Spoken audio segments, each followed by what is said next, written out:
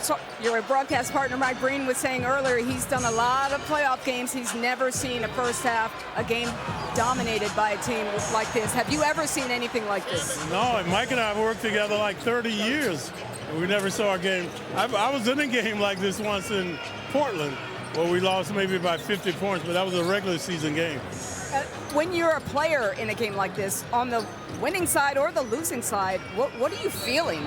Say you're getting beat. That was the pivotal game. So the Knicks have used their experience and their talent, and they've taken control of the series. What has made the Knicks look just so dominant tonight? Well, they've gotten better. They're starting going through Cat and not relying on Brunson so much. And OG has been magnificent. I mean, he's really taken over. And Bridges is also playing well tonight. But their defense has been riveting. The Hawks have not been able to get uncontested shots. Yeah, and you touched on it. Their coaches actually say that it was in Game 4. The defensive adjustments that the Knicks made in Game 4 really kind of took the spirit away from this Hawks team. Just what did you see? They're lacking leadership. You know, the first 3 games, it was CJ. He was stepping up. And then after that, CJ hasn't been on target, you know, so they've been struggling with finding leadership. And what has happened with the Knicks, Brunson has stepped up, Cat has stepped up, OG has stepped up, so they've got all these players playing well now. If you were part of this team, what would you say to this Hawks team when you see them in the locker room? Where the Hawks are this year, lacking that experience. So next year we can match up well with them. The Knicks have to deny them in transition. And right now, the way they're playing, I think they can do it. Whereas Embiid always gives us trouble. And obviously the guards that the Sixers have. Way back in 1973. Did you call that series, Mike? I was just a young lad. 25. Okongwu cannot get it to go. Tyler Kolek, Jeremy Sohan, Ariel Hukporti, and Mo Diawara in the game. Kispert, Johnson, Okongwu, McCollum, and Kuminga. So it's interesting in this situation for Quinn Snyder, and there's a lot of reasons why coaches do things. Kuminga gets inside. The Knicks have emptied their bench. Ends in the worst possible way. But it really was a terrific season for these Hawks. It was, and they do deserve an ovation. The way they rallied the second half of the season, the defense, picking up Kuminga, making major trades. Trae Young had been the face of this franchise since he was drafted. So for them to make the changes that they did, to perform the way they did at the end of the season, these guys do deserve an applause. Yeah, RJ, what you said is important. They didn't just change personnel, they changed the face of their franchise and their entire identity since Trae Young came to Atlanta. That's a lot to process. All players, and most of them under contract. And I feel like, look, I think C.J. McCollum, I won't say he raised his value. I think he was just put on a main stage and did what C.J. normally does in these moments. He is definitely a person that the Atlanta Hawks have prioritized, in my opinion, on bringing back. The veteran leadership, the passing, just a calming presence. Shamet, Diawara. That one in and out. Keaton Wallace, the older brother of Cason Wallace. Kispert connects on the three-pointer. So now one at a time, Quinn Snyder taking out his starters. Mike Brown has done that already. Still 8.5 minutes to go. Sohan, nice move. Sohan, Knicks picked up after the Spurs let him go. Mike Brown has loved his defensive prowess. Could get some spot duty, not in the rotation now. Diawara is the interesting player for this team. A rookie from France. Shamet knocks it down. That's a connection right there. Diawara to Shamet, to both guys that played very well for the Knicks this year.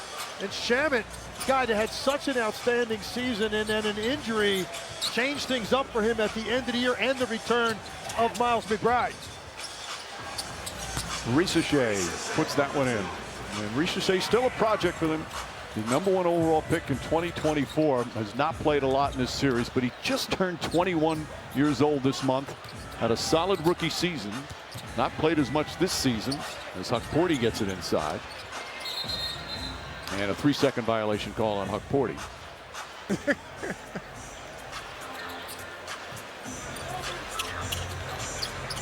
Wallace picks it up. Pacome Dadier's come on for the first time, so extended minutes for the bench in a blowout game. So now the question for the Knicks, who will they play in the second round? Philadelphia and Boston playing right now in a game 6.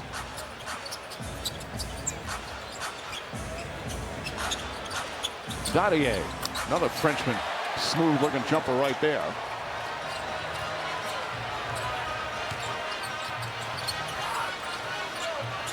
Well, this, as we said earlier in the first half, this series a perfect example on how you can never overreact. It was great. It was a good time. They had, of course, as you know, Just working with Ernie. Ernie's an absolute legend. Me and Kenny got into an argument about North Carolina trying to steal our Arizona coach. So that was the fun part that I had with Kenny. Diawara, Shamet, Kolek, Sohan, and Dadier in there right now. Wallace guarding Shamet.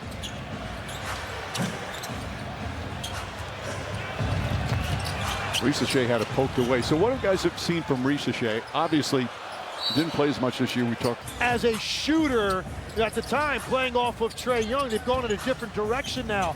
But he's got to really tighten up his handle, and he's got to get a lot stronger. But he's just 21. But I think his confidence waned as the season wore on, and they went in a different direction as we got closer to the playoffs. And it also it can help development mentally. But when you bring in C.J. McCollum, when you bring in Nickeil Alexander-Walker, who had the year he had, all of a sudden you're trying to win.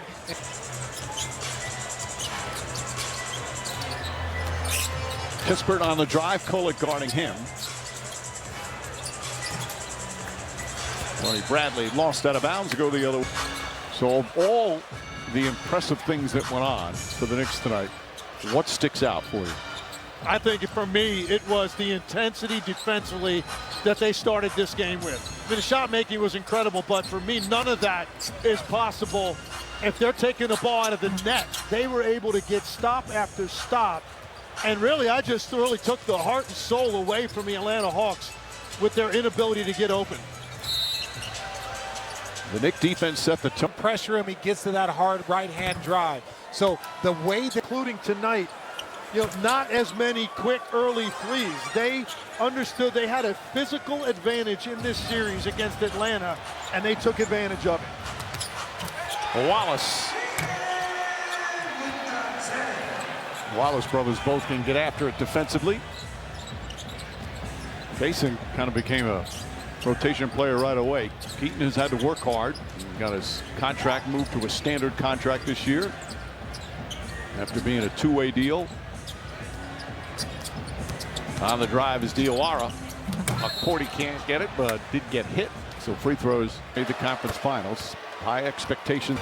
As Ernie, Kenny, Charles, and Shaq we'll discuss this one. We'll discuss the second game. And moving forward, final few days of the first round. The playoffs so far, between the play-in and then the opening round series, there's been a lot of surprises. Nice shot there from Wallace. Well, the Knicks coming into the year had championship aspirations. You know, it looked like the top of the Eastern Conference was there for them. There was a path.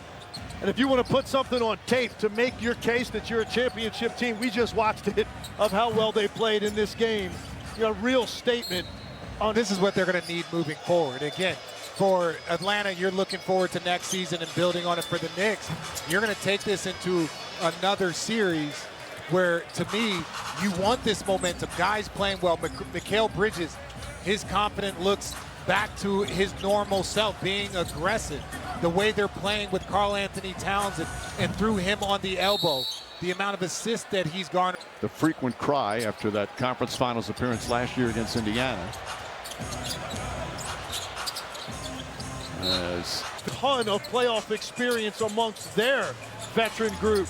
So it's going to be certainly a different type of challenge than taking on, you know, a younger Hawks team without going through this before. As we're now under 3 minutes remaining. We're anticipating what was going to be a fun, thrilling game.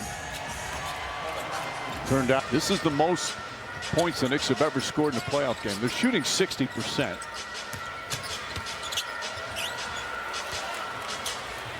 But as we said, they whistle away from the ball. Nope, going to be